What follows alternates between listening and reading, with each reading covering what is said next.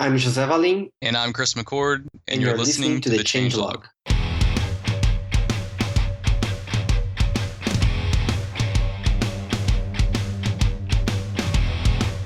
Welcome back, everyone. This is the Changelog, and I'm your host, Adam Stakoviak. This is episode 208, and today Jared and I are talking to José Valim and Chris McCord about Ecto 2 and Phoenix presence. It's fresh off ElixirConf Europe. We talked about our journey with Elixir and Phoenix because we're building our new CMS using Phoenix and Elixir. We talked about Ecto 2.0 and what's happening there, Phoenix 1.2, when it's coming out, and what makes Phoenix presence so special. At the tail end of the show, we talked to Chris a little bit about some random support questions that came up along the way, so stick around for that. Our sponsors for today's show are Linode, Rollbar, and CodeShip. Our first sponsor of the show today is Linode, our cloud server of choice. Get up and running in seconds with your choice of Linux distro, resources, and node location, SSD storage, 40 gigabit network, Intel E5 processors. Use the promo code CHANGELOG20 for a $20 credit, 2 months free. One of the fastest, most efficient SSD cloud servers is what we're building our new CMS on. We love Linode. We think you'll love them too. Again, use the code CHANGELOG20 for $20 credit. Head to linode.com/changelog to get started. And now on to the show.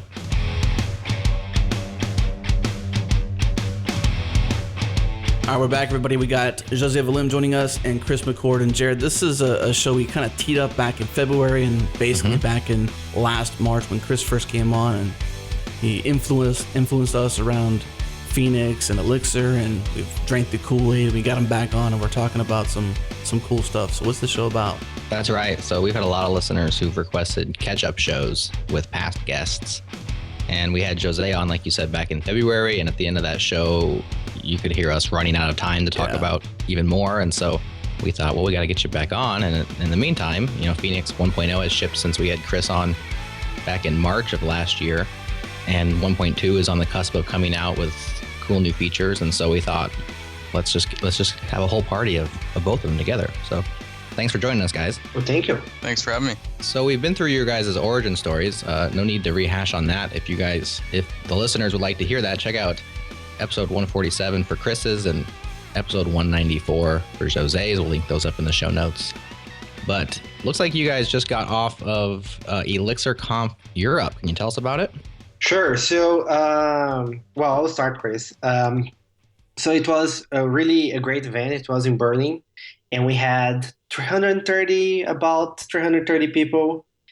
And it was really great because what was really interesting to me was to see how much the community has matured in this 1 year, because last year we had Elixir conference here in Krakow, and it was a smaller event, and you could say that was still much more, a lot of people coming to the language, their first contacts, and Phoenix already had some traction, and people were thinking, oh, no, now I can write my applications with Phoenix, right? Or I can use Ecto, but they were thinking about the tool, right? They were thinking about Phoenix, they were thinking about Ecto. And now it was really interesting at Elixir Conference Berlin, because you could see that the community was we had a lot of new people coming, and that they were at this stage in the adoption, or they were thinking still about the tools. Oh, I can write my next project with Phoenix, right? But we also saw a lot of people that and a lot of the talks that they were like, I learned this tool, right? I learned Phoenix, I learned Ecto, I learned Elixir, but now we have this amazing platform, virtual machine for building distributed systems and solving the problems that we have today differently. So we had more talks about distributed systems, more talks about embedded. So that was really interesting to see, how much the community could grow and mature in just a 1 year period. Nice. Chris, anything to add there? No, I think that's a good overview. I think that just like Jose said, we're hearing people actually using Elixir and Phoenix in the large, people that work at large banks and other large established companies that are actually getting Elixir in the door and using Phoenix internally. So it was exciting to kind of see it go from this emerging hobbyist thing that people were excited about to now they've actually pushed it into their companies and are having big success with it. There was, and related to that, there was something that was also really, really cool. I mean, when we are on IRC, for example, Chris and I, when we are talking to people, and then Chris and I, we also talk a lot about ideas about the future, for example, what could happen in future Phoenix versions. And sometimes we see a convergence, right? So Chris and I think about some topics, and then someone ping us on IRC and say, hey, I have been thinking about writing my application this way. And then we're like, oh, that's cool because we have been discussing about it. And it was also nice to see. And we're probably going to talk about this when we talk about Phoenix later on. But this was nice to see at the event. Also, people, they were giving talks about things that Chris and I, we were thinking for a while, but we were only talking between us. And then people would go and present, look, I'm already doing this. And it has working this way for us. And we got good results. So that's also very interesting to see when it happens. And it has happened with a couple of talks as well. Very cool. Well, like Adam said during the intro, we have also drank the Kool-Aid, so to speak. I think, Jose, when you were on last time in the post-show, you asked, I disclosed that we were using Elixir and Phoenix to build our next generation CMS. And you asked why that was. And I gave the lamest answer of all time, which was basically because Chris told me to.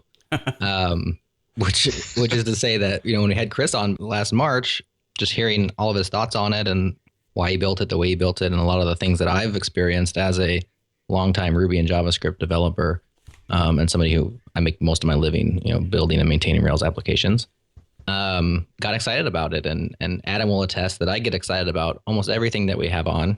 And I'm always telling whoever it is, I got to try that out. Try that. As soon as we're done, I'm going to check it out. I'm checking that out. And then life happens or work happens. And oftentimes I don't get to. I thought Elm had him pretty good. I still have Elm teed up. In fact, I'm looking for reasons. But with Phoenix, I actually had opportunity to give it a shot. And I had a very small need, which was... basically, it was for the changelog. We have, we have memberships, and part of membership is you get access to our private Slack room. And that was all manual. So the membership would come in. We use Memberful for that. And we'd get an email, or I don't even know if we get an email, Adam. We'd have to just go check it every once in a while. We get an email, and the email would get lost in the system. And then it would be like, let me add it to do. And that to do didn't get done, within a day or two. And then the new member who's not getting greeted properly is saying, hey, what happened to the Slack room? And we just had a bad system for it. Yeah, it was bad. Then we feel bad. And I'm thinking there's no reason why this shouldn't be automated. So Memberful has a webhooks API, and basically all we need to do is, take a webhook, a post call, and then fire out to the Slack API and invite them into our channel. There's nothing too tough about it. And so because I had that really small use case, I could try Phoenix out. In fact, I shipped it without even learning any Elixir. I don't think I was just kind of like banging on the keyboard until things happened. And so I just got this really fast little win because I could have got it in probably 20 minutes with the Sinatra app, but it took me just a couple of hours. And in the meantime, I shipped it. I felt good about it. And then it wasn't working, of course. And so I went to find out why it wasn't working. It turned out that the Memberful webhook wouldn't set the content type on their post, like to application/JSON. And so I was like, well, that's lame, because now basically the JSON parser was failing to parse it correctly, or Phoenix wasn't picking it up for the right type. And that required me to dig into the framework just a little bit and realize how it's all wired together.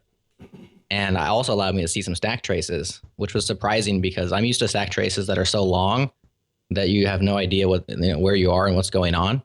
And the stack trace was like 6 or 7 calls through the whole web stack. Maybe it was more than that, but it felt like very few. And I was like, wow, I can actually see everything that's going on here. This is very cool.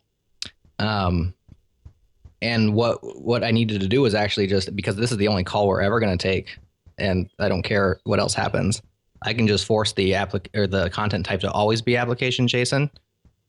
And so I just opened up the endpoint file and basically wrote my own little plug and plugged it right into the pipeline, and everything was working, and it was kind of magical.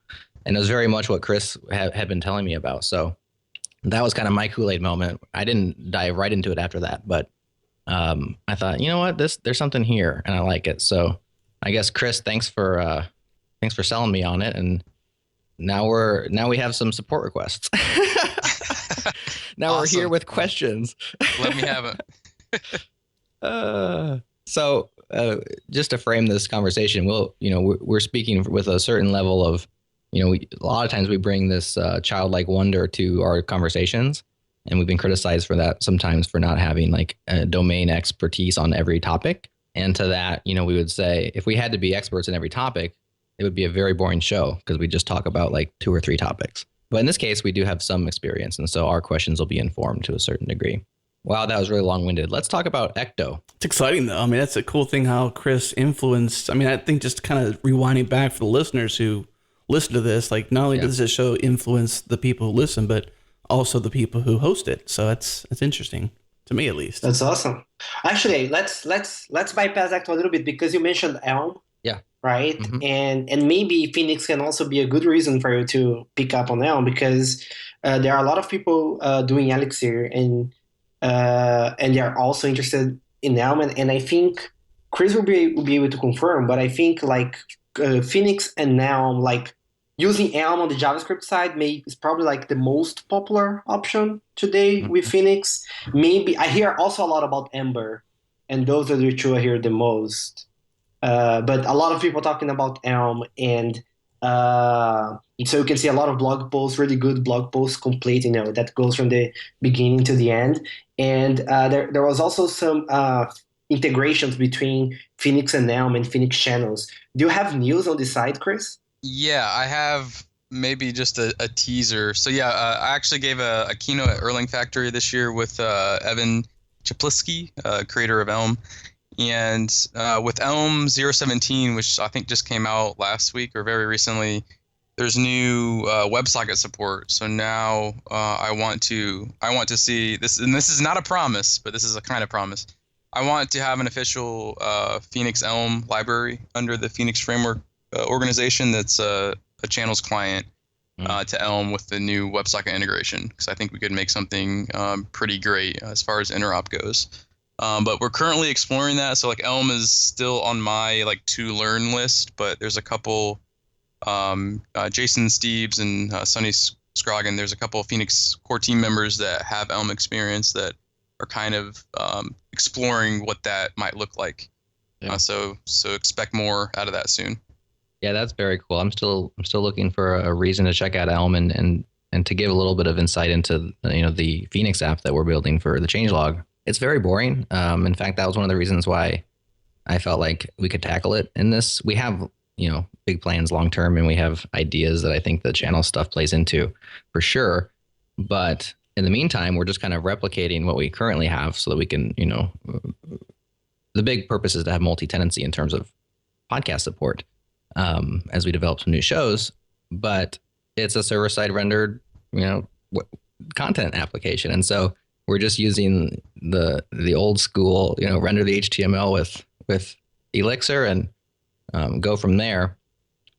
That being said, I've seen a lot of excitement around using it as an API for Ember and Elm applications, and I think there's definitely some opportunities there down the road for us to check out Elm more. Yep, and there's nothing wrong with server rendered HTML. I love it, actually. I'll be the first to say that. Yeah, there's nothing. It's great when that's all you need. Yep, absolutely. No, and I'm actually glad that I said that you're using it because we have like the separate HTML, Phoenix HTML library, and we get we don't get bug reports at all. And I know that people are using because, for example, you just told me that you're using, and we hear other people saying, no, we do, no APIs, just render HTML and so on. Yep. But because we got no bug reports for a long period of time, I was like, damn, maybe nobody's using this. But no, it's just that it's actually good. It's working without a lot of, without having problems. And I will attest to that. I say we have support requests. I didn't say bug requests. I actually have not hit a genuine bug in your guys' stack yet. I've hit into all sorts of just little issues with Brunch, and so that's a conversation that maybe if we have time at the end, I would like to talk about that a little bit because I think that was an interesting decision. So basically, to tee that up, Phoenix does not have its own asset pipeline that's written in Elixir or integrated tightly into the framework. It uses the NPM community. Specifically, the default is the brunch build tool. And it just kind of like lightly couples itself to that, and you can swap it in and out and stuff. And I follow along on the tracker and the Phoenix issues in the mailing list, just silently watching. And a lot of the requests that you guys get are mostly brunch requests. In fact, sometimes I'm not sure. I have had a few issues, and I'm like, is this a Phoenix issue? Is this a brunch issue? I'm not really sure. So maybe we can talk about that later. But let's get to the meat of the topics here. Jose, when we had you on last time, we just touched on Ecto a little bit, and we referenced it in this call.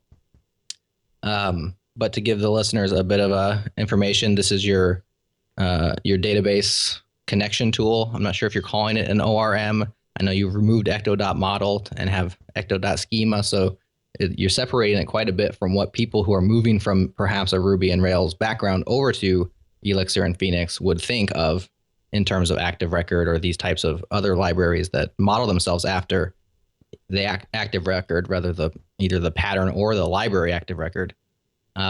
So that's my bad way of describing it. Why don't you describe it better? No, that's a very good introduction. So that's one of the big features coming in Ecto 2 is that we want you. So we would say Ecto 1 was more of a modeling tool in the sense that you would define the schemas. At the time they were called models, right? So you would define this model, and then you would think, oh, that's where I'm going to put my domain logic, right? So you would like define the functions, and then you would have callbacks that would probably have a little bit of your domain logic as well. So we are stepping away from that because we are starting to see a lot of the issues we saw happening elsewhere, with coupling, for example, with callbacks, and then start, look,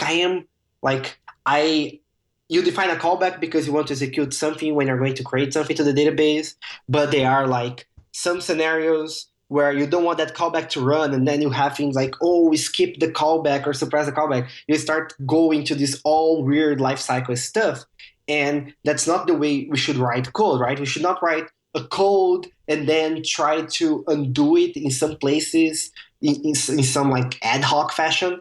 I would prefer to write code that are small functions that I can call and compose as I call them, right? So I don't want to build one thing and start like putting patches or holes in it. I want to have a bunch of small things and just call with the functionality I need. So Ecto 2 drives a lot into this direction. We say, we want you to consider Ecto to be a tool and not what you use to model your domain. Like your domain is still going to be module and functions, and Ecto can be, for example, considered a tool that allows you to get data from the database and put it into an Elixir data structure. So that's why we got rid of models, and now we have Ecto schema, and that's all it does. It just allows you to get data from the database and put into the structure. And it's convenient because you define it once, and then if you need to use it in a lot of places, you just use the schema in a bunch of different places. But in order to show like a little bit more of how you should think about it as a tool, we now, for example, we also made schemas, because if you think about the database, right, it's just a data source. It's just something that, you can get data from. And so we say, well, there are a bunch of other data sources that we have in our application. So for example, and I wrote a blog post, we can include a link, I think, called Ecto's Insert All and Schemaless Queries, that talks a couple of new features in Ecto 2. But one of them is like, for example, if you have an API, that API is a data source into your application, right? You're getting some data and you're feeding it into your application that you want to parse and you want to handle it and maybe put into a data structure the same way you would do with the database. So you can also use the schema to get, for example, this data from the API and validate it and cast it and handle it in a bunch of different ways. So it's starting to look more like, a collection of tools and they work really well together, right? But they're not taking over what we think your application should be. So maybe it can be hard to talk talk about this, but the blog post we can link has a very good example. So if I remember correctly, what we do that. So for example, imagine that we want to do a sign up form, right? And then the product owner, he says something like, you know what? I think we should have first name and last name. And then you're thinking, no, that's a bad idea because not everyone has a last name. I don't want to model my database like that. But I know that, the owner, he's really decided on that. So you're thinking, I have this requirement from the UI, but I know how the data wants to look like. And you don't want to pollute your database with UI decisions, right? You don't want the UI to drive your database. So you start to have a mismatch. And then you start thinking about things like this. You want the email to go to an accounts column, but you want the name to go to to an accounts table, but you want the name to go to some other table. So you have a mismatch between what you want to present and what goes to the database. And the way we typically solve this, for example, how we would solve this in Ecto 1 or in Rails, is that you would add like new attributes to your model, and then your model start to be like this weird thing, right? That has a bunch of fields for this operation and a bunch of other fields for this other operation. Start to become like this small Frankenstein, right? It's just getting a bunch of different concerns. And then if you can just break it apart and say, hey, I have a schema for this, and then I can handle the sign up logic, and then just get the data and put into the database, right? You can think more properly about how are those different data sources and how you can handle them more directly. So that's one of the things that it's coming as part of Ecto 2. Yeah. I think Ecto's interesting. It's definitely a different mindset. So I'm very much coming from the active record mindset. And I've been an active record lover pretty much from the start. I know there's a lot of haters. I know there's a lot of people that, like it and see its downfalls. And I definitely see its downfalls. I've used it for many years. But one thing it does is it makes the simple things really simple. And some of my frustration as we started to build out, in fact, that little toy, I call it a toy, but that production toy Phoenix app didn't even have, any database necessity. But as we began building the CMS, I'm starting to work with Ecto more. At first, I struggled. That's where I'm used to being able to just hop into the console and manipulate data pretty simply in an active record style. And with Ecto, there are these different components. And so Ecto breaks out into a repo. There's a change set idea. These are just concepts and modules ultimately. So you have change sets, repos, and queries. And you talk about composability. You're composing out this way of manipulating data through these three things. And at first, it's difficult to know how you kind of take the pieces of Play-Doh and munge them together to get what you want. But that started to subside, and I'm starting to get it, so to speak. Can you talk through for the listeners kind of these different components in terms of the repo, the change set, and the query? Yeah, that's a great question. And there is the fourth one, which we were just talking about, which is the schema, right? So they are all involved together. So the repository is ultimately what represents your data storage. So every time you want to talk about, you want to get something from the database, you want to write to the database, you want to start a transaction, you always go for the repository. And this is very important for us because, so I like to say that functional programming is about making the complex parts of your code explicit. And it's very important for me for all this functionality being the repository, because every time I call the repository, I want it to be obvious, right? Because that's a lot of complexity. If you think about what it's doing, it's managing connections. You need to serialize data, send that stuff to the database, and that's the TCP connection, and then you need to get the data out, right? And then every time I talk to the database, there's a chance that can be the bottleneck or have performance issues in your application. So, I don't buy this idea, for example, that all this logic should be hidden behind something like user.save, and that you should not care. Of course you should care, right? What is happening when you execute that thing, because it putting it into an agent that is in memory and sending it to a database, it's a whole other story, right? And you need to know about that. So that's the idea of the repository. And then we have data which can be Elixir structures. So it's basically, uh, a key value thing where the keys are defined beforehand, so it's a structure. But it can also be mapped. It can be anything. You can interact with the repository in different ways. And so we have those two, right? We have the repository, and then we have the Elixir schema, which is ultimately just data, it's just struct and the Ecto schema, which is just data. And then we have the query, which is basically now we have all that data in the database, right? And you want to slice that data in different ways and get part of the data. So how do we do that? And then we have Ecto query, which is just, it's again just Elixir data that you write the query little by little, right? So you're saying, look from the post table, and then you can call a function or say, I want to get the posts that were created more than a month ago, and then I want to get just the public post. So you can compose a little bit, and then you're going to create this whole query thing, this whole structure sent to the database, and the database is going to interpret that as SQL, for example, if you're using Postgres. So that's the query, and you mostly use it to read data from the database to get data out. And then we have the change set, which is what we use to track changes to the data. So the idea is, we have the repository, which is where the data is, and we have the queries to get data out, and we know that we can get the data that comes to the database, we can put in those schemas in those data structures that we were talking about, right? So we have now the data memory.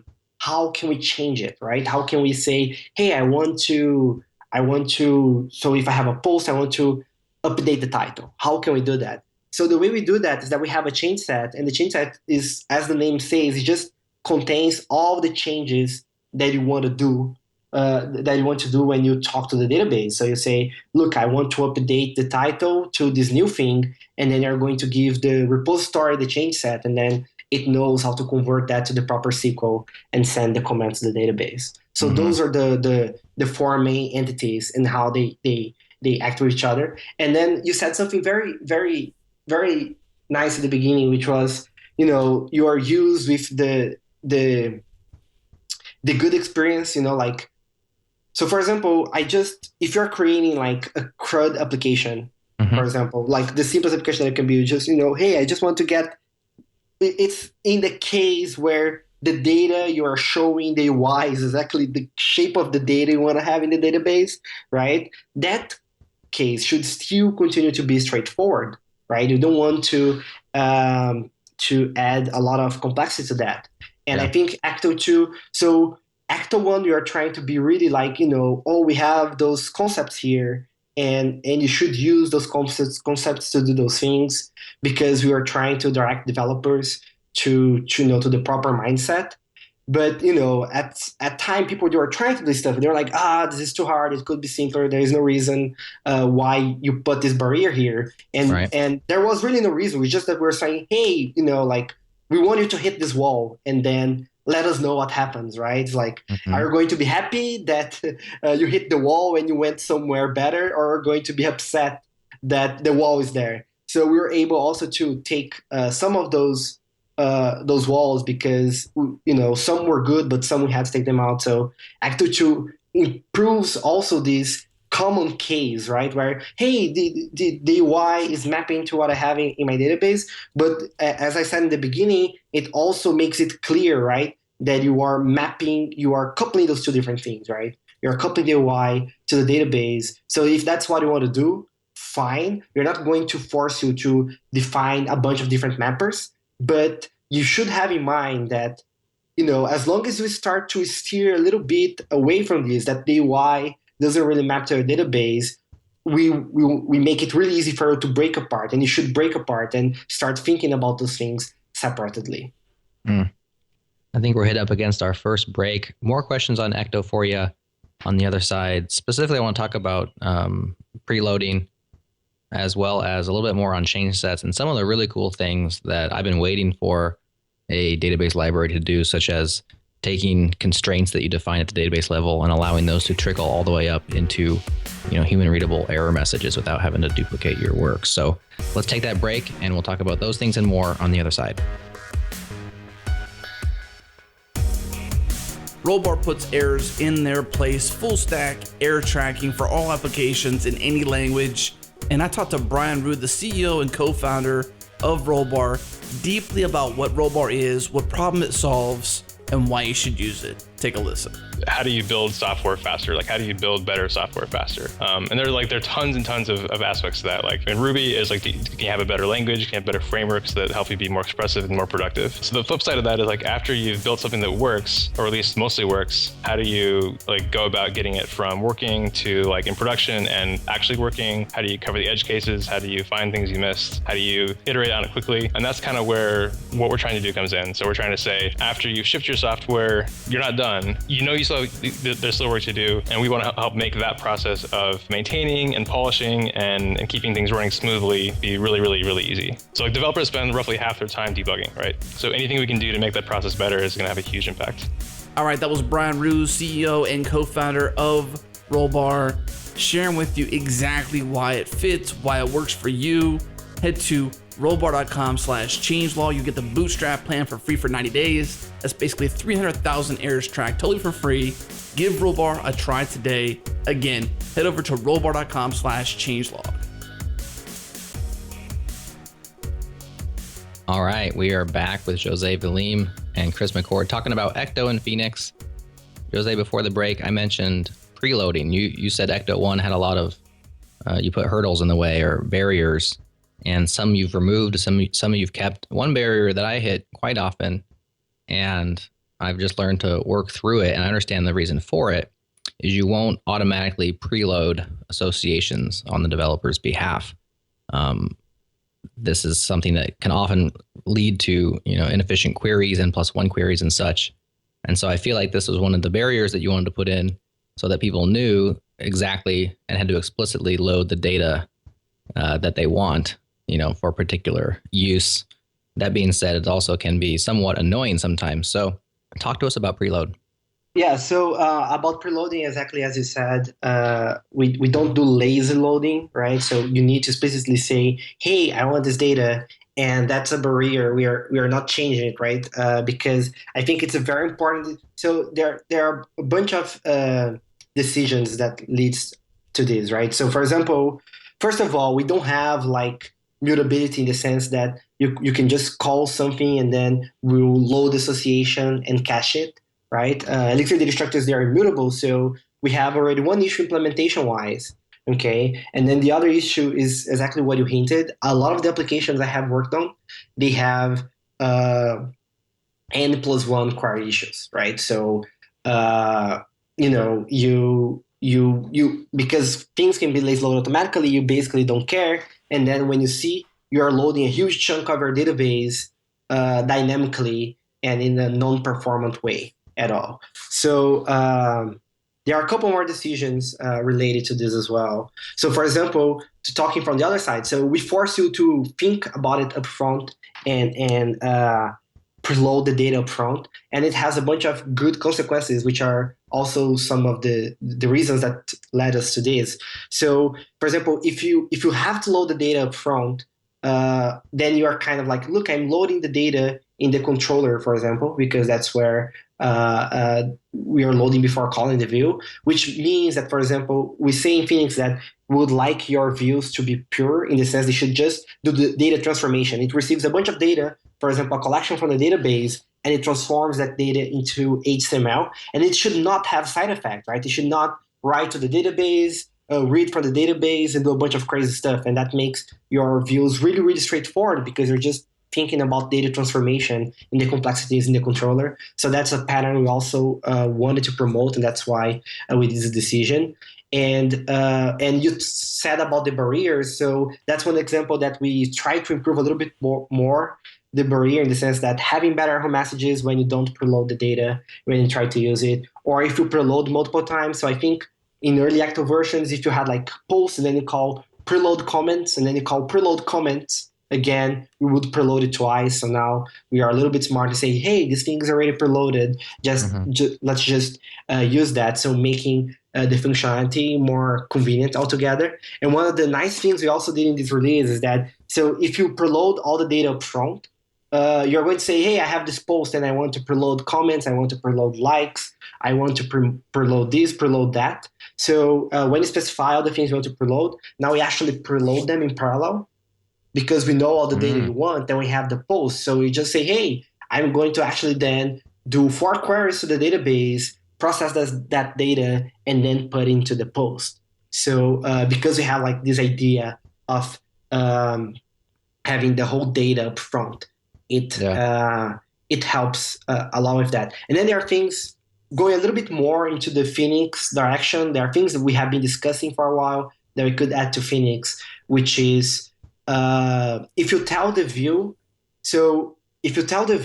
what is the data that the view needs, instead of like just going crazy and doing queries anywhere in the view, we can do a lot of exciting stuff, like we can automatically cache views because we know the data depends. And then if we can track when the data is changes, we know that the view needs to be, the view and the template needs to be regenerated.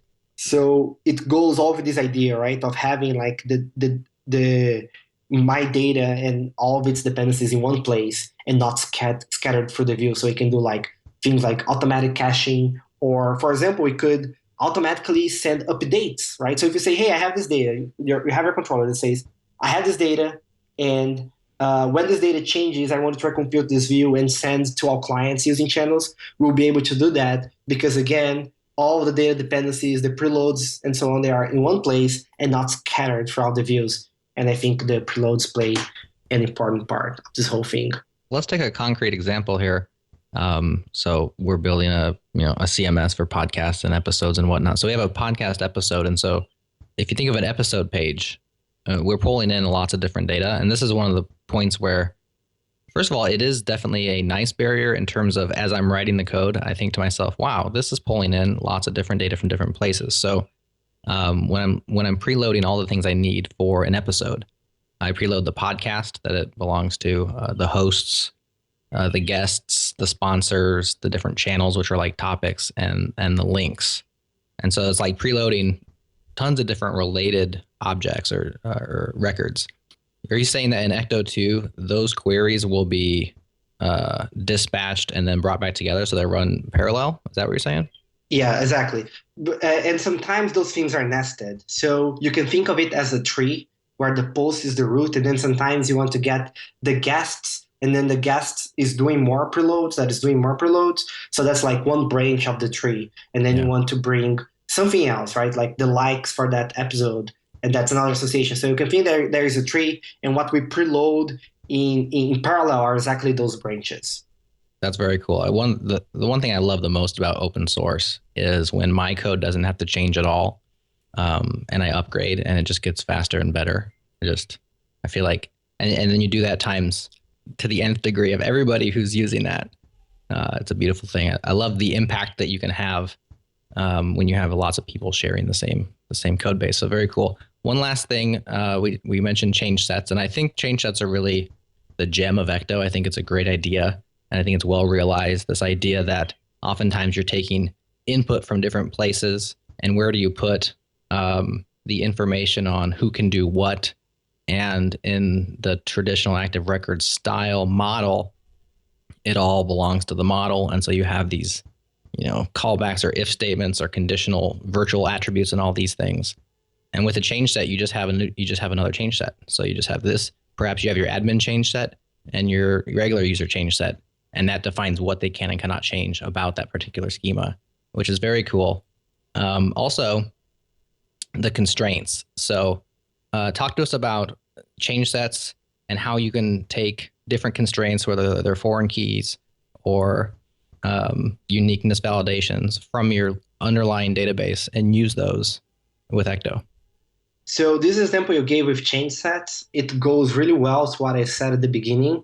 Mm-hmm. So for example, if we take active record, you define the whole validations there in one point, and maybe they are conditional. And then sometimes you don't want to execute the validations. And as you said, it end up with a bunch of conditionals, right? Because you add the thing and then you need to know how to undo those things. And with change sets, because it's just a bunch of functions, right? Like I can have the admin change set, I can have the other change set, and if they both share a common ground, that is going to be a third function that the two change sets they're going to call, and there is nothing global, right? Everything is constrained in the change set, and you can introspect the change set and see what is changing, what validations ran, and you can see everything, right? It's very it's very kind of touchable, right? Like you can go and introspect and know what's happening. And one of the things that we have there is exactly the idea of constraints. So we have two things in change sets. We have validations and constraints. So validation are things that you can run on the data without needing the database, right? So I can validate the length of a string.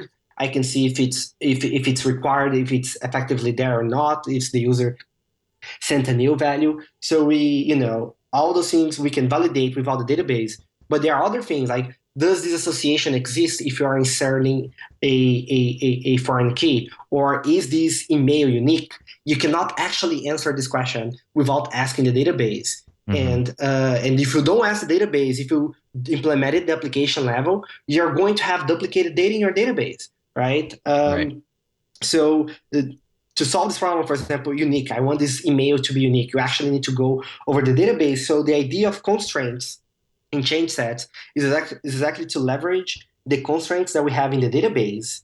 So we when we create a change set, we say, look, I want, if by any chance the database says that this email is duplicated because of constraint, I want it to convert it to a nice user error message. So the constraints of the change set is a way for us to tell the change set, like, hey, we eventually are going to execute that in the database, and if the database says that this is wrong, that's how we are going to tell the user of exactly what happened and with this exact message. So it maps those two things, right? It maps your application and it maps your database. So in your database, you can add all of the constraints that you want, and then we can still show them nicely to the user.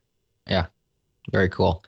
Okay, Jose, give you one last chance on Ecto 2, new stuff. Got just a couple minutes. Give us a rundown of other cool stuff, and then we'll switch gears and talk about Phoenix.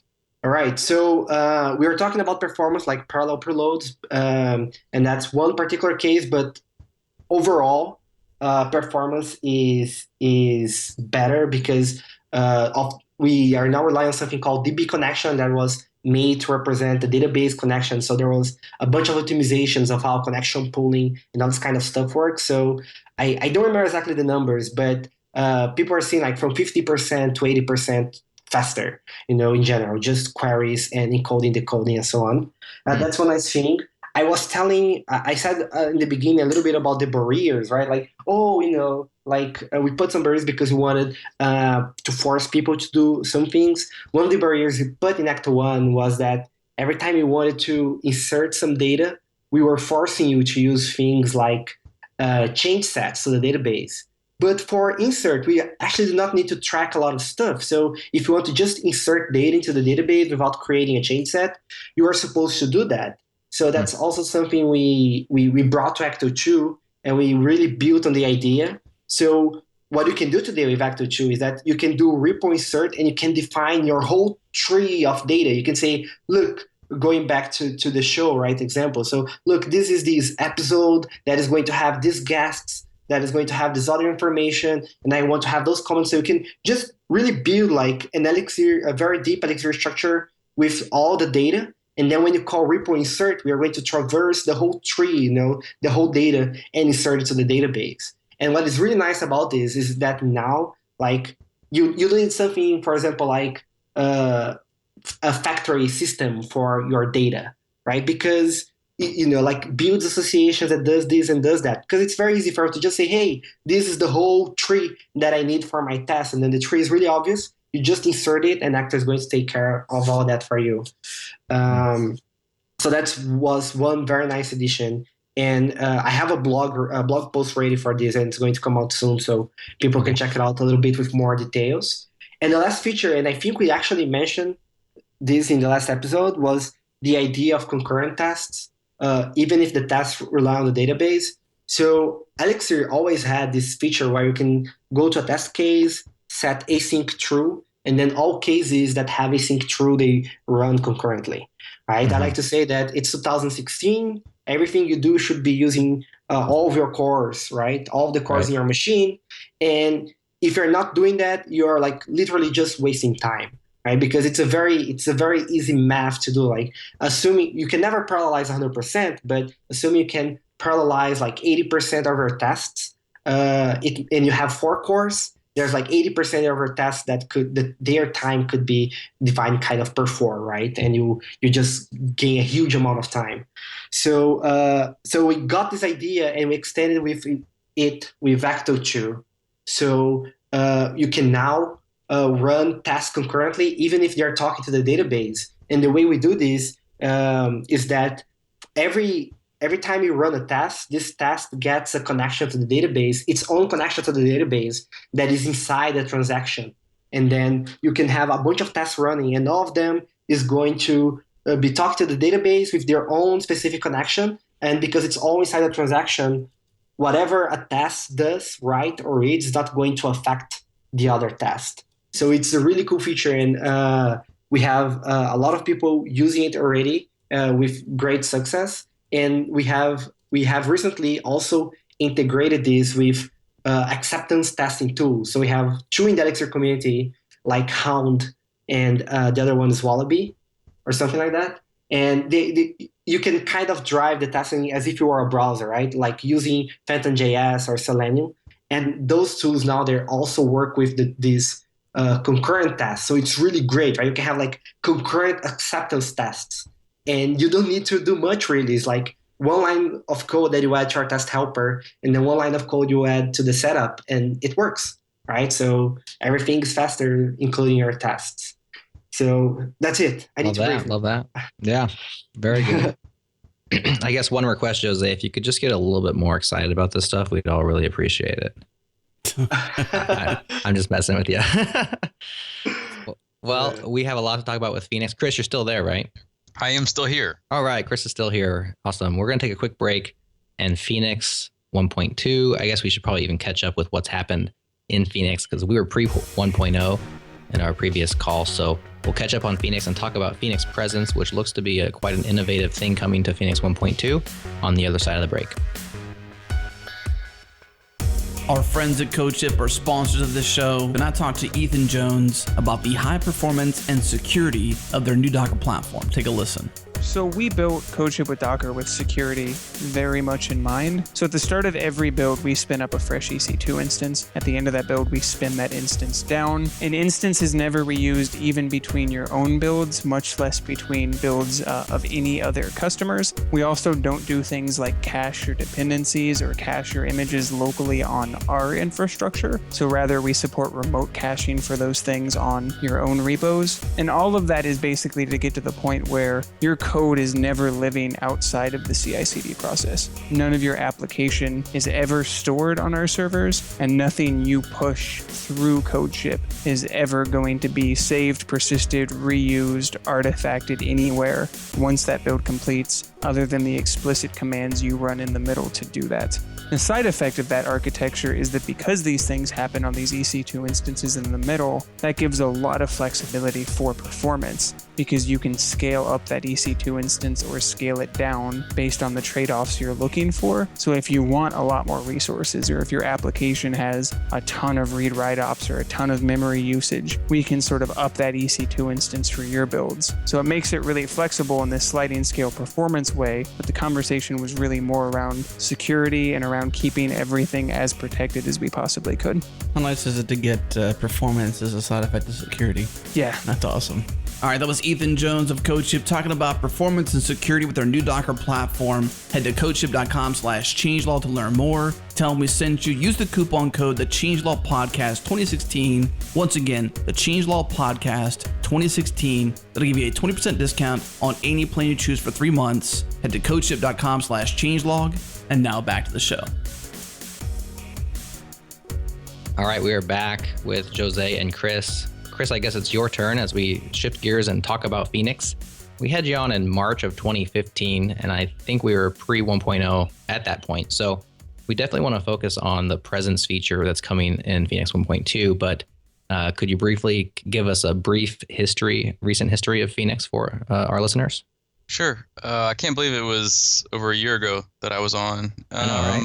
Yeah, now I'm trying to think back. So we reached 1.0 in July, so not too far after I was on. Mm-hmm. And I think as far as like new features since I was first on into 1.0, I think it was just about stabilizing things. So we'll go from brief history from 1.0 to where we are now. Mm-hmm. And that's where you mentioned Phoenix presence. So before that, we had some performance optimizations. So the whole idea with 1.0 was to get our API stable, and we knew that we had some benchmarks as far as HTTP goes, and things were looking quite good. But after we released 1.0, we decided to see how our channel layer was doing performance-wise. And our channels is the real-time layer in Phoenix. It wraps WebSockets, but you can also use long polling or other transports, but your server code remains the same. So when we went to benchmark this, we were only able to get like 30,000 connections, so 30,000 simultaneous users, which was much lower than we were hoping.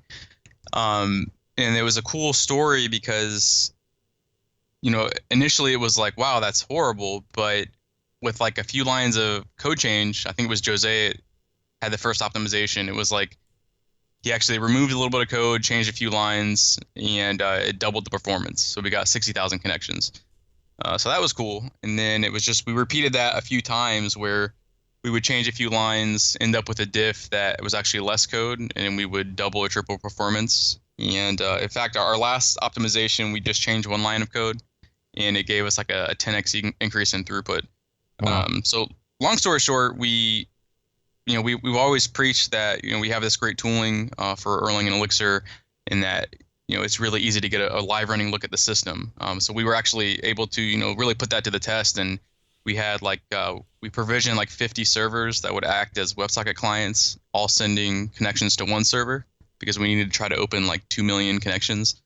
And we were actually able to get a GUI into our server of like a live running list of like what our processes were doing, what our in-memory storages were looking like, and that's how we optimized. And it was like too easy. So we ended up changing. We ended up with a diff that was less code to go from something that supported 30,000 connections to our channel layer that supported ultimately 2 million connections per server. So that was the really exciting part from after 1.0, where we were able to optimize and get like WhatsApp scale of 2 million connections on a single server. Which WhatsApp was the case study that you cited in our call last year as what got you excited about Erlang and Elixir, was the fact that they built WhatsApp with was it like 30 engineers or less, up to ridiculous scale. Yeah, Isn't that up right? to like I think that's WhatsApp. That anecdote of like 2 million users per server was like what got me into Erlang and Elixir in the first place. So it had to feel pretty good when you got your channel layer to similar success. It was like probably the most fulfilling process of this whole Phoenix open source thing, because the platform, like the hype, lived up to reality. And I wasn't thinking we could actually get WhatsApp like scale, because I had when I read about WhatsApp, like they were using FreeBSD, and they forked Erlang and made some optimizations, and they had fine-tuned FreeBSD.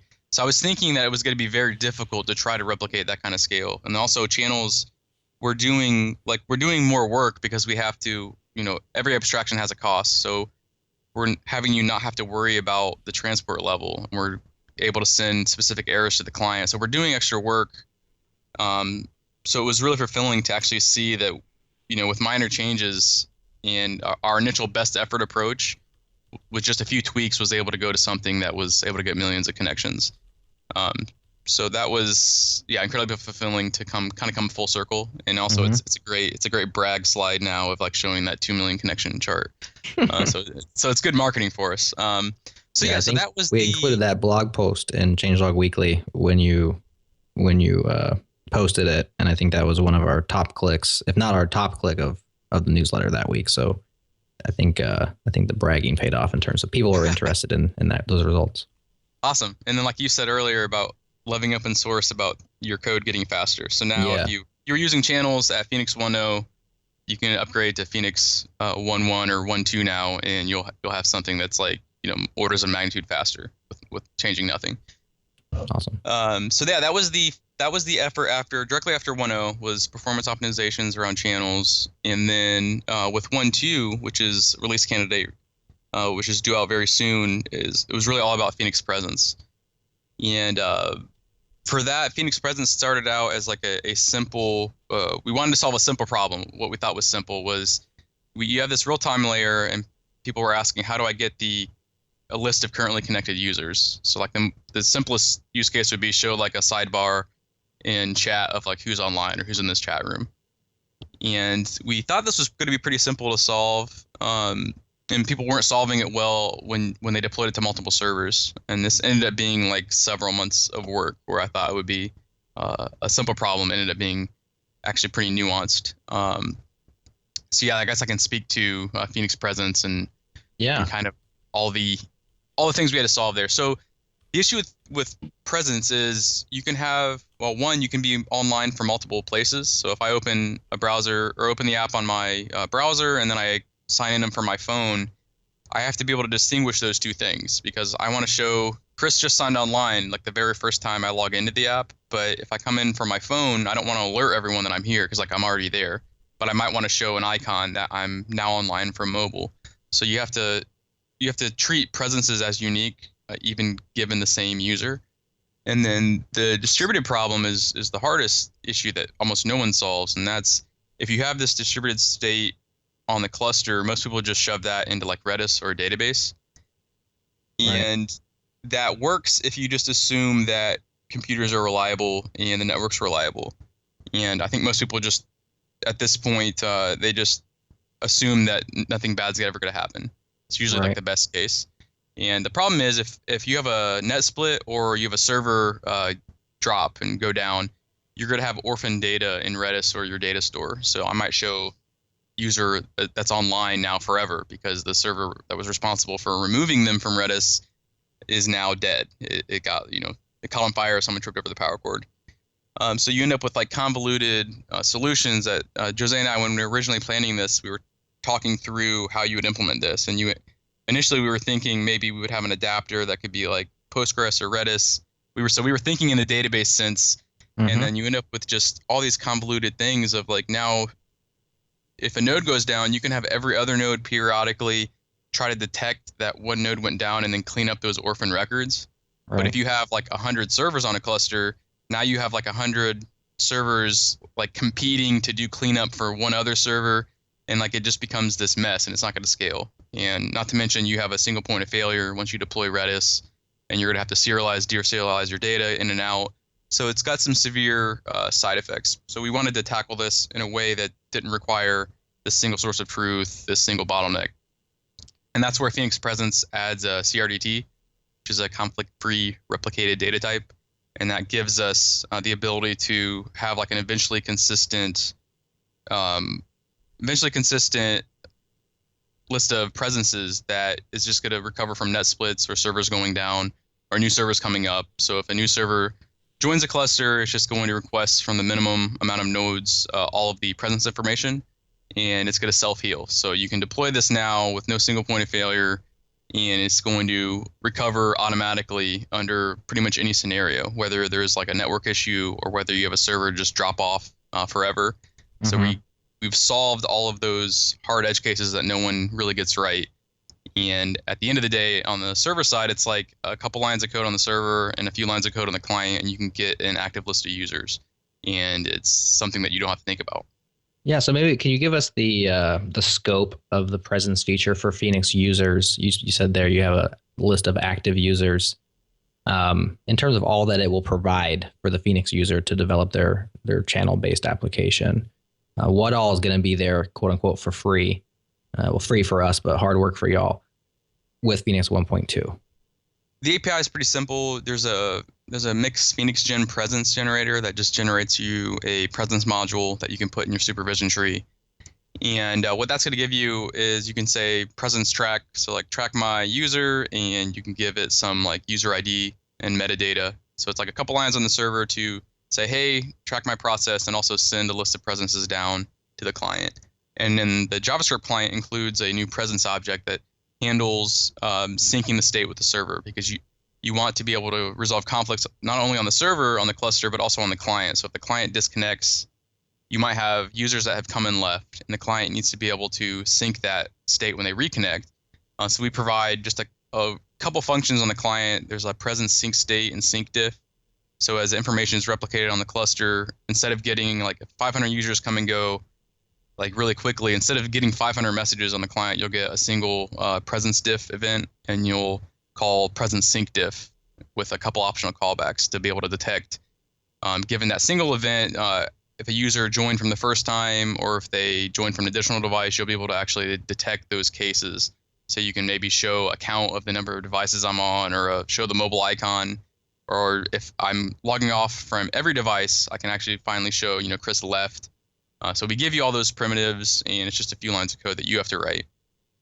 And that's pretty much all presences from the Phoenix 1.2 sense. It's just a few lines of code on the server and the client to develop this list of active users on a given topic, whether that's per chat room or maybe a global active list of all users signed into the application. It's interesting that you mentioned the CRDT. We recently had Juan Bennett of IPFS, the Interplanetary File System, on the show. And near the end, we asked him what his open source was on his open source radar, and he had mentioned CRDTs as a very interesting piece of computer science that has a lot of use cases, and he thinks that it needs more exposure because people aren't using this, this data structure. And at the time, I was about to interject and say, I think it was Phoenix Presence using CRDTs, but I wasn't sure, and I also didn't want to interrupt him. Can you talk about how you came to discover CRDT as a thing and use it for this feature? So yeah, I think you're right. They haven't really been put to their full potential.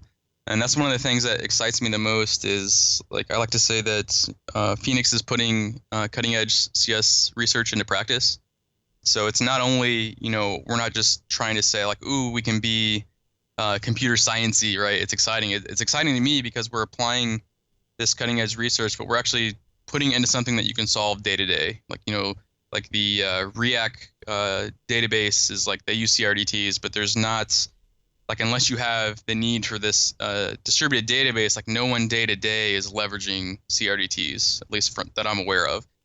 So I'm excited that we're able to solve this like simple use case using this really great research. Mm-hmm. But the nice thing about CRDTs is they give us, it stands for conflict-free replicated data type. So they give us eventual consistency. So we don't have to do like remote synchronization where we have like a consensus protocol where we have to like lock the cluster and figure out, who has what. So it gives us a way to be, if we can fit within the constraints of the CRDT, we can have much better performance and much better fault tolerance, because we can just replicate data. Data can arrive out of order. It can arrive multiple times, and all of that is going to eventually commute to the same result. Like conflicts are mathematically impossible if you fit your problem. If you fit your problem into this confined CRDT problem space. Right. So it has some really nice qualities in a distributed system because you can't really rely on the network always being reliable, and you also, once you get to a lot of nodes, you don't want to have to lock the cluster to get some kind of consensus. You want that to be automatically resolved for you. Mm-hmm. So we knew that there's different kinds of CRDTs, but we knew that a particular kind of CRDT called an OR-SWAT, observe, remove, set without tombstones, had all of the qualities that we wanted for presence. So from kind of that thinking, I was talking with Alexander Sanj, who has worked on some Elixir CRDT libraries and gave a great talk last year at ElixirConf about CRDTs. And he kind of, confirmed our thoughts about, this presence would be, a perfect fit for CRDTs. So we kind of knew it was going to be an optimal solution if we could figure it out. Yeah, presence makes a lot of sense for eventual consistency, because it's not a requirement that everything always be completely consistent when you're worried about who's who is and who is not present, as long as it eventually gets there. Makes a lot of sense. Yep, exactly. So besides the talk that Chris said that we had in Elixir Conf last year, Chris' talk at Elixir Conference now in Europe in Berlin was also really good. And if someone is finding it hard to follow, only for listening, I recommend watching the talk. The video should be out soon. And then and Chris has some examples there. For example, he have like two nodes connected to each other, and then some users are in some node, and then some users are in another node, and then he simulates a disconnection between the nodes, and you can see that everyone that is in one node disappears from the other node, right? From the screen disappears live from the browser. For each connected client, and then as soon as he reconnects, all of the clients they come back, right? Everyone that was connected to those particular servers, because now the servers are back up, they can exchange this CRDT again between them, and then now I know everyone who is back up again. So that was a very good example, and there was also Chris also showed there a very good example of it's actually not a lot of lines of code. As he said, you just generate the presence stuff.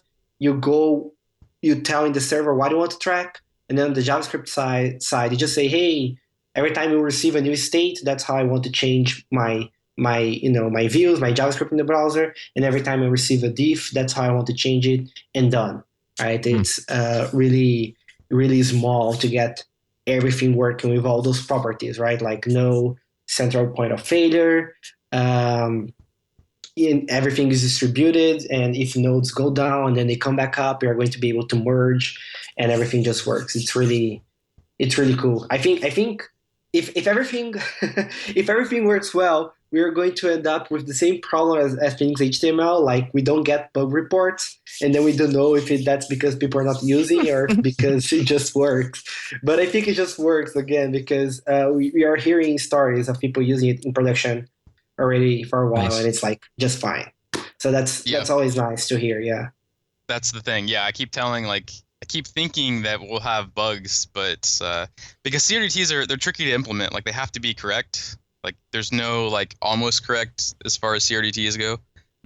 But it's like so I released Phoenix 1.2 RC and people are using it and reporting that it works, but like I don't believe them because this thing this took me months of work and reading research papers and trying having crushing self-doubt and then overcoming that and like figuring out how to parse these academic papers. And now that it's released or almost released, I don't actually believe that people are using it because I haven't had any like show-stopping bugs.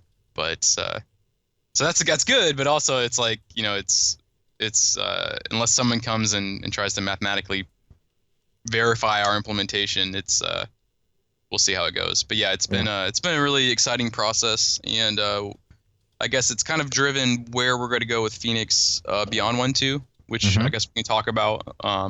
But maybe if you want to still stay within the realm of presence first, or we can talk about maybe where we want to go with what we've built, because it turns out that presence is actually kind of this gold mine of untapped potential that we accidentally created. Yeah, I mean, that was what I was going to actually ask next. And we're coming up against a hard stop. So let's talk about the future a little bit. I was going to say, is Phoenix Presence a one-off feature that y'all put a lot of work into, but it kind of stands on its own? Or to me, it kind of seems like there's building blocks that have been laid for other things. And so maybe you could speak to that and the future. Yeah, so I'll start with when my very first Phoenix talk in, I think it was 2014 at the very first Elixir Conf. I had a good idea where I wanted Phoenix to go, and I think I pitched it as a distributed web services framework, was on like the first or second slide. And I talked about leveraging Elixir and this distributed runtime.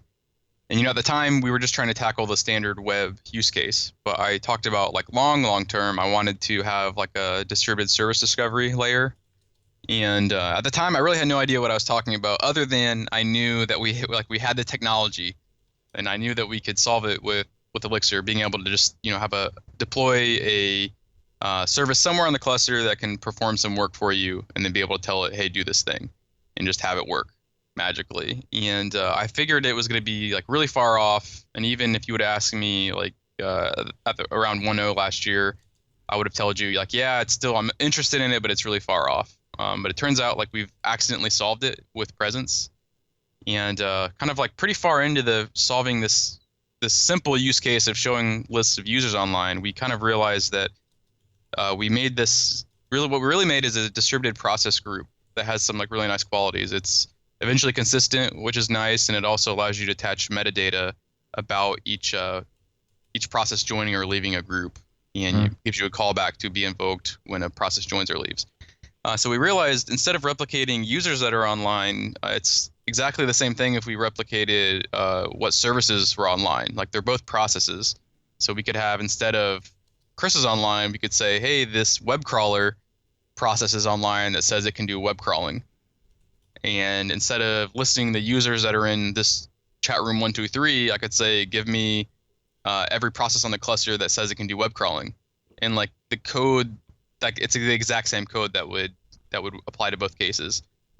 So we realized that we have this service discovery layer by accident, and we've solved all the hard things that we would have had to solve to do service discovery, and it has all of the qualities that we want as far as recovering from failure, net splits, or new nodes coming online, and just having services automatically be discovered. So we want to, where we want to go next is we want to maybe make an API specifically around services where we can build on top of presence to be able to do like efficient service lookup and routing, to be able to say like be able to do process placement where I want to call a web crawler, for example, like something expensive. I want to have multiple of those deployed across the cluster, one for failover and two so I can distribute that work. So I would like the client to be able to say, automatically load balance based on maybe the current work factor of the each web crawler. So the web crawler can update their current number of jobs that they're processing, and that'd be in the metadata of the presence. And then we could also do other efficient routing where we could just automatically shard based on the available web crawlers on the cluster. That way the caller just says, hey, call this web crawler service, here's information, and we'll automatically distribute that load for them. So there's some other neat things we can build on top of presence, but really the plumbing is there today. And that's what the most exciting part of it is for me, is like we accidentally solved this exceptionally hard problem in our quest to show like, what users are online. And I think it's kind of a testament to Elixir and the platform that, we use these primitives of the language that were built in, and we built on top of them. And given this distributed runtime and this great environment, we ended up with something far greater, really by accident. That's an awesome byproduct of trying to solve what is typically a simple problem, but you found this greater piece to it. Since we have a hard stop for Jose, we're going to let Jose off the call. Jose, you cool with bailing out so we can continue with Chris for a few more? Yeah, definitely. I want to add one thing, my last words. So just to give an idea what we're thinking here. So like imagine you're building an application, and then this application is growing, and then you're like, geez, I'm going to get like this part of this application or this feature that we are going to build next. I want to put it elsewhere. I'm going to make it another application, right? And then what you do is that you start to developing that separately, and then those applications talk to each other. So you need to go implement a web API for that other application that the other application is going to call, and then you need to serialize your stuff to JSON, right? And then if you have if one server cannot handle that at all, you need to put a HA proxy or something like that on top of that other services, right?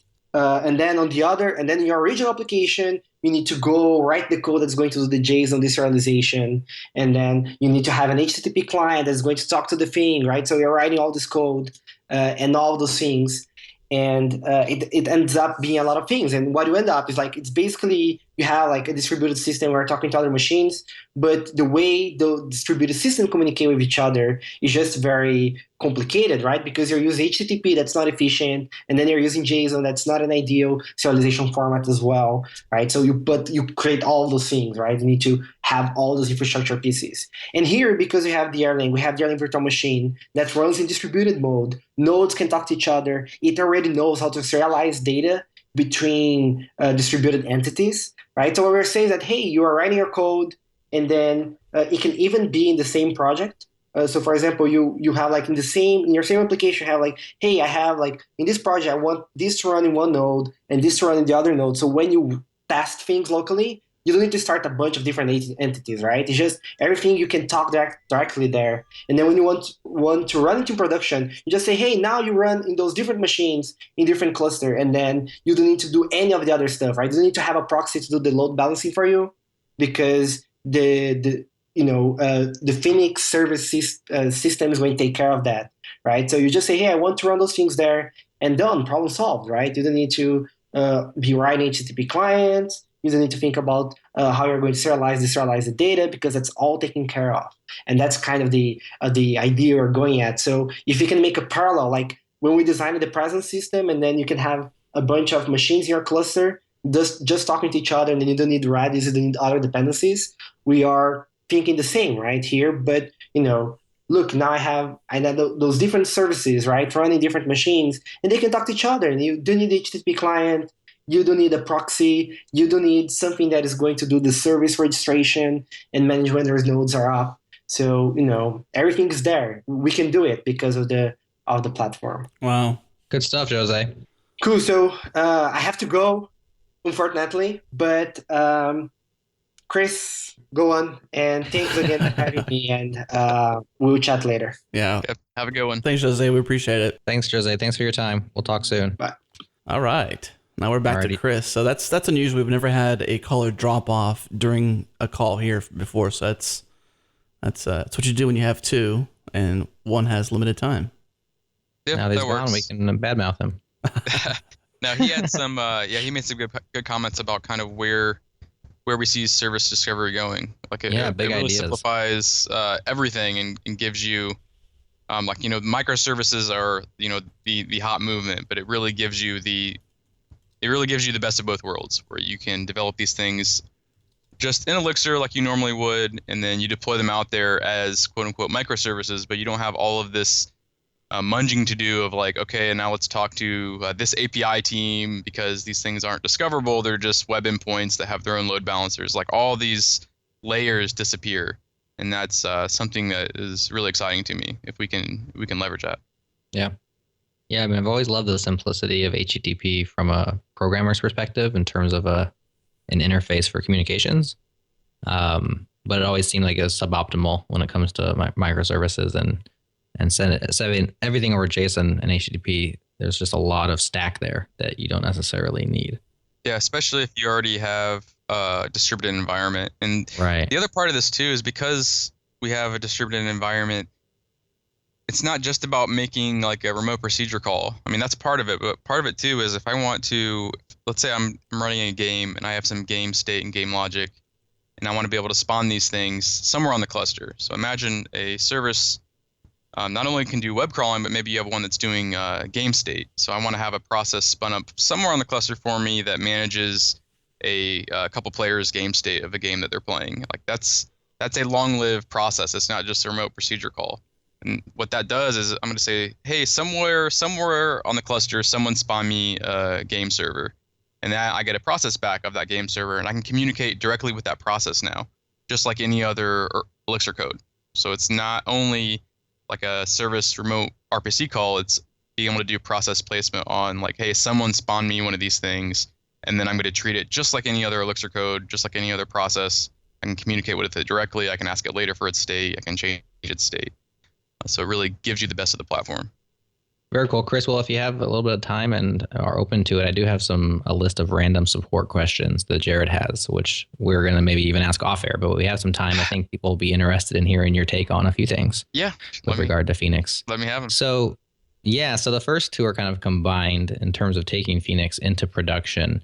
Kind of part A is, do you suggest running it behind a proxy or not? And related, does Phoenix or Cowboy or the stack itself have the HTTP2 support? Is there anything specific that you'd have to do to get that running, or what's the situation there? Yeah, so for the first part, it really depends. Like there's no absolute need to run Phoenix behind a proxy. In fact, I've I don't think it's going to be the normal case, but I've heard 2 different cases of Nginx actually becoming a bottleneck before Phoenix when behind Nginx. But I don't think for the vast majority of people, well configured Nginx, that's not going to happen. But that's just interesting anecdote. Yeah. But I think as far as like a Dockyard, we deploy everything behind Nginx. It's just simpler. Like that's our deploy process, and that's how we can load balance multiple web front ends. So I think Nginx is still how I would deploy my web front ends in Phoenix. But it's absolutely not a requirement. So really, it's just going to depend on I would say deploy just like you would any other web stack, and and those web front ends will happen to be clustered together with your greater Elixir cluster, but still being load balanced in front of or behind Nginx is a great option.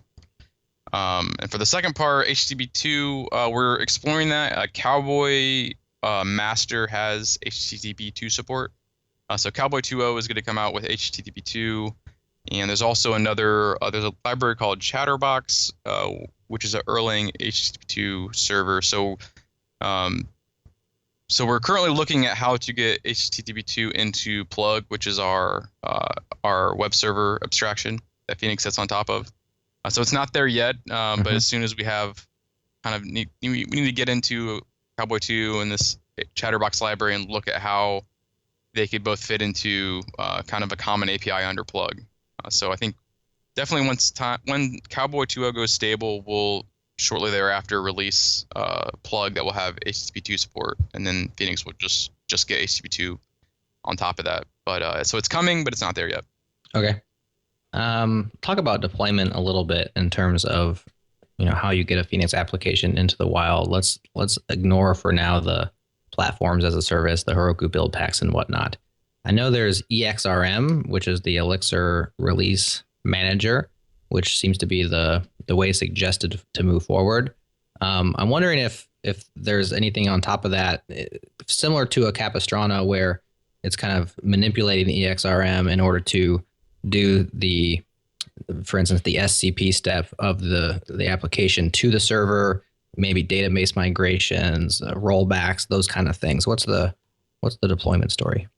Yeah, so the deployment story could, I guess I hope it gets better. Like it's not bad. It's similar to where like you were, with Ruby earlier on, where we have some tools, but there's still some manual steps. So just for our listeners that aren't familiar, XRM is a way to build releases. So there's 2 ways to deploy Elixir and Phoenix applications. One is to run the project directly, like you would run it in development.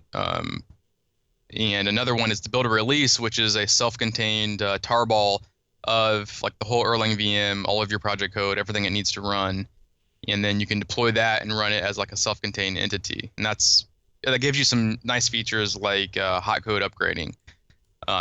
So under the Capistrano-like case, there's XRM will build you a tarball, but there's this final step of, okay, now you need to SCP that onto the server and then basically start the release and run it, which isn't that hard. So some people, that's how they deploy. They just have like a bash script that just SCPs, starts, and they're good.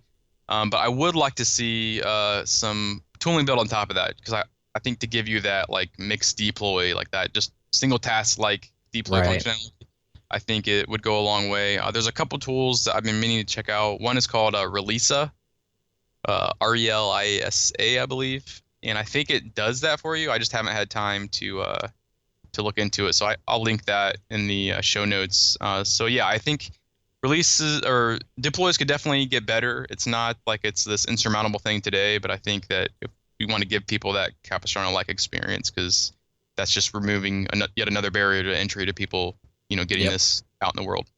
Yeah, absolutely. And I was walking through the steps, and it looked very much like, okay, this looks like maybe a 10-line bash script, which does those for me. But then I started thinking of atomic changes and rollbacks and database migrations, if there are any. And I thought, somebody should solve this problem. I wonder if anybody has yet. So if you're out there and you want to get involved, and or maybe Relisa is it, and we just don't know yet, but there's an opportunity to help the Phoenix community. Yep, and there's also eDeliver, which is what we use at Dockyard. And really all eDeliver is just a bunch of bash scripts that are wrapped And we've had some stumbling blocks there. We've got it to work, but I think it could still be. It's not just this, set up and you're ready to go. So I think that, yeah, if someone wants to get some open source street cred, that'd be a great problem to take on. There you go. So last thing I have for you, I teed it up way at the beginning of the call, talking about the decision to basically bring in a third-party build tool, which the default is Brunch, which is really leveraging the NPM ecosystem. And I think you were on, it was either Ruby Rogues or the Elixir Fountain recently saying, it seemed like you didn't want to touch the JavaScript side with a 10-foot pole to put words in your mouth, but just staying out of that whole thing. I know that Brunch, which seems like a really nice build tool, has, some integration points with Phoenix, and there's ways to swap it out. I was on the Phoenix Slack channel the other day, and somebody mentioned that they had been replacing it with Webpack.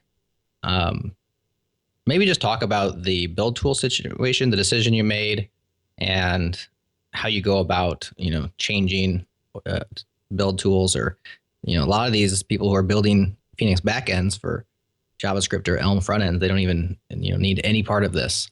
But specifically, my specific support request is about Phoenix.digest, and if that's tied specifically to Brunch, or if that would work with another build tool. But I guess to broaden it, just speak to the build tool situation in general first. Sure. Yeah, so Phoenix Digest, just to answer that, is not tied to Brunch. So okay. I'll touch on that in a second. So yeah, this has been the most miserable part of Phoenix. And I think it's no fault of Brunch. So backstory is people out of the box, like Phoenix has really been about giving you like a great out of the box experience, which I think is one of the most important things. And out of the box, people just want the ability to compile and bundle their JavaScript and CSS. Like they just want it to work. Like you put your JavaScript in a directory, you put your CSS in a folder, and it gets compiled for you when files change.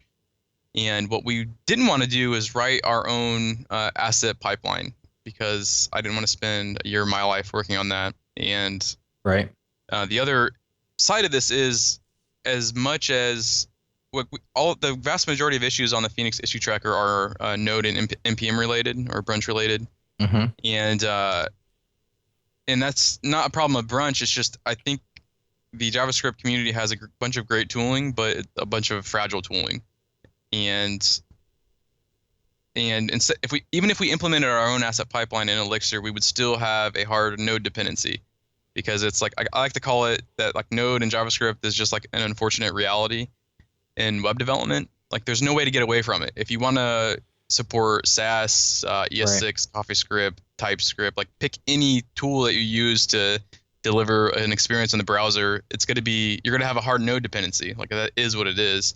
So even if we spent all this time writing an Elixir asset pipeline to concatenate files and call shell scripts, you'd still need to have Node installed on the server, because we'd still be shelling out to these tools. So unless we wanted to re-implement an ES6 transpiler, Sass, all these tools in Elixir, like it's pointless. We said, okay, let's look at what the JavaScript ecosystem has, and we investigated like all of the dozen popular ones. I looked into Grunt, Gulp. From Gulp, I looked into Webpack, and from Webpack, then I checked out Brunch. And Brunch won because it was by far the simplest to use. It had the smallest scope as far as feature set, and it was the fastest. And like a lot of these tools like Gulp and Webpack, they want to be not only asset builders, but they want to be like task runners, test runners. They want to run development servers. They want to do like all these things. And if you're familiar with the Node community, like all these things have dependencies, and your dependencies have dependencies, and you end up with something that is like this insane dependency tree. Just to concatenate JavaScript and CSS. So we liked Brunch because it was simple and fast, and it's just JSON configuration. So you don't have to really know how Brunch works. When you run mix Phoenix new, you get a project, and by default, you'll get ES6 compilation and CSS bundling just by putting CSS and JS into a folder.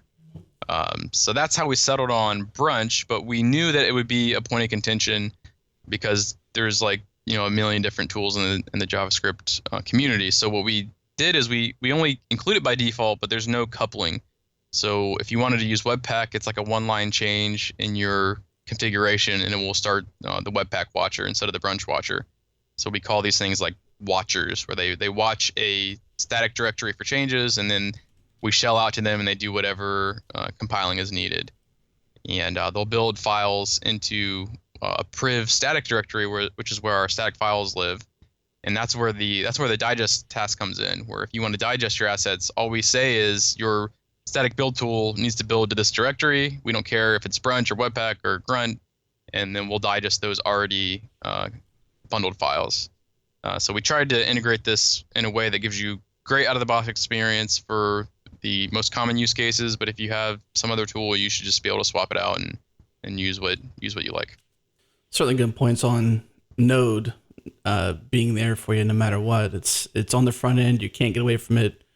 Why recreate the wheel? Or redundancy, in that case, making something that you don't need. Yep, and there's been a ton of misery. I don't like to. Well, you don't want to spend a year of your life, like you said, doing that. Right. So there's better things to focus on.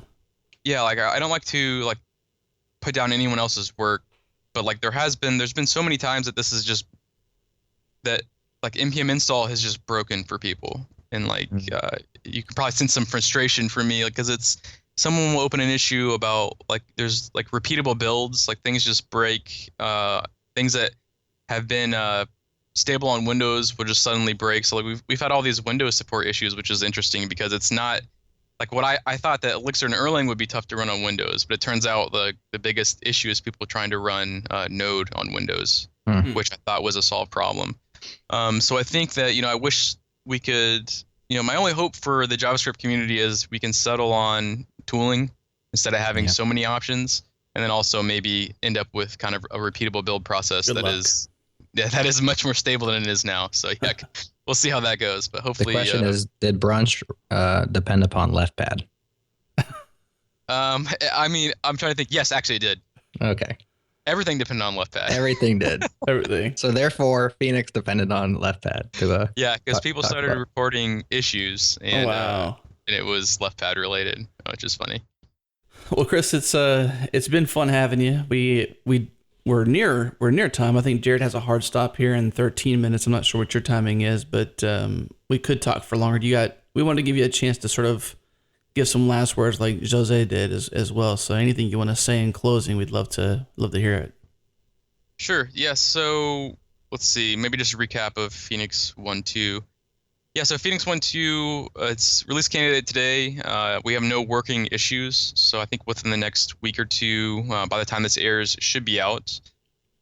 Presence is the biggest feature. We're really excited about really enabling distributed applications that you just don't have to think about.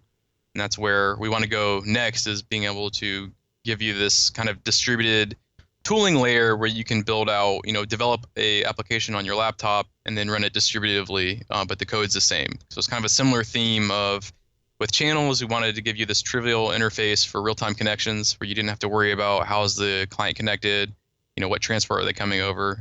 We kind of want to apply that same idea to distribution, where you can develop on your laptop and then you can deploy this, and you don't want to have to care, is this service available locally or is it available on some computer somewhere, or do I happen to have 10 of these things deployed on 10 computers because I want fault tolerance and scalability. So we kind of want to give you that experience and have take care of all those details for you. So that's what's coming next, and check Phoenix 1.2 out when this airs. Adam, before we close, I'd like to give a quick shout out to Dockyard for employing Chris and allowing Chris to work on open source. I think, is it full-time you're on Phoenix, or at least part-time? Yeah, so thank you for that, by the way. My primary role is to work on Phoenix, so it's about 3/4 of my time are spent on open source and Phoenix development. Oh, yeah. And since I've been there, since it's come up on maybe 6 months, I've been almost entirely full-time on Phoenix. So it's been, none of this present stuff would have happened, without their support. So I owe them a huge thank you. So a good way to support you supporting Phoenix would be to potentially buy services from Dockyard. Oh, certainly. Dockyard.com/services, full project design, engineering, the full gamut. Yep. We love companies that support open source. And, we talked earlier about how the beauty of it is everybody else's applications and projects get better by this shared effort. And so companies that allow that shared effort, we all thrive based on it. So huge shout out to them for doing that. And for all companies that are putting their money, their hard-earned money behind open source projects is a way of sustaining the ecosystem. That's certainly awesome. And the same with, Jose's gone, but Plataforma Tech, Jose's company for sure. It's like, obviously Phoenix wouldn't have happened without Jose and Plataforma Tech because they took the even crazier position of not only, saying, okay, let's support this web framework, but, Jose had this crazy idea to write his own language and take, a couple of years off to do that. So we owe them a huge thank you as well. Absolutely. There's an interesting story too. We mentioned that in the early show that, both of your backstories, and in that show with Jose, he talked a bit about how they were betting on it early and how he was working on the side, and then they started using it and it sort of took over.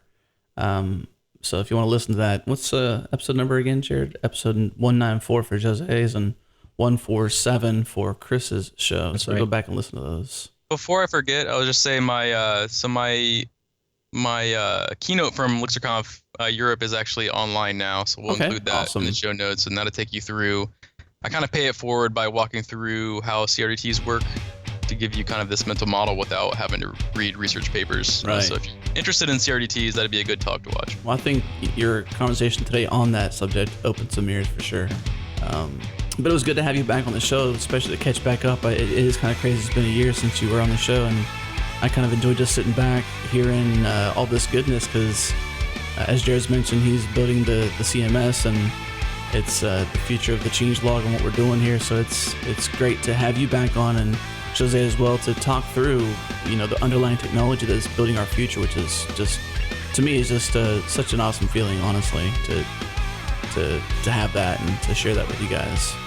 Yeah, well, appreciate it, and you know where to find me online if you have problems, and also maybe 6 months, a year from now, we can talk about Phoenix Next and our awesome service discovery. So only one thing I want to mention before we close, and it's a shame, so Jose's not here anymore, but you can pass the message, Chris, or he can listen in the produced show that goes out.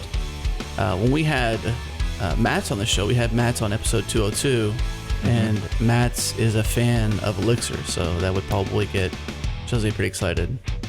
He even said on the show too, so that was good. That's awesome. And he listened to Jose's show 194. Right. So big stuff there. But I guess let's close the show. So if that's it, fellas, we can go ahead and say goodbye. Sounds good. Goodbye. Thanks, Chris. Thanks, Jose. Yeah. Thanks for having us. I'm José Valim, And I'm Chris McCord. and you're listening to the Changelog. Come on, Chris! I'm José Valim. And I'm Chris McCord. And you're listening to the Changelog. Don't laugh, man.